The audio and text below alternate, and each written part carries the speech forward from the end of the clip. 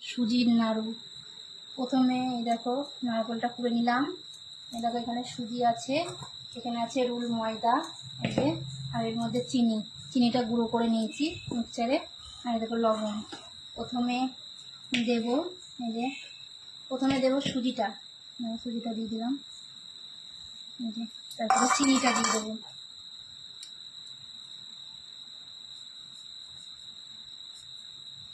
চিনি দিয়ে দিলাম, একটুখানি লবণ দিয়ে দেবো। প্রথমে এরকম করে চটকিয়ে নিতে হবে।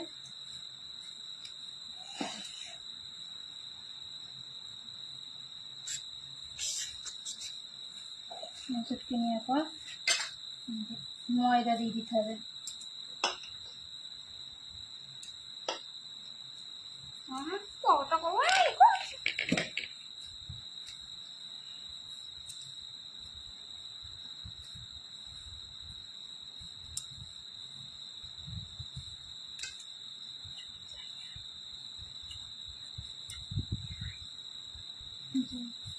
সামান্য একটু জল দেব, বেশি জল লাগবে না, সামান্য অল্প জল দিলেই মেখে নিতে হবে।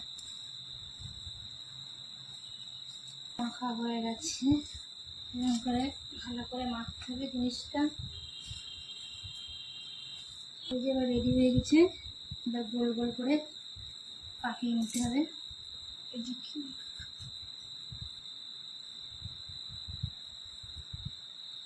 এরকম করে পাকিয়ে নিতে হবে।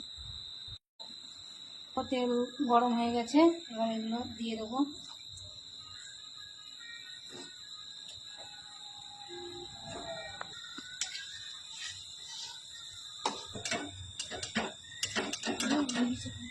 এই দেখো ভাজা হয়ে গেছে, কি সুন্দর লাল লাল করে ভেজে নিলাম। এই যে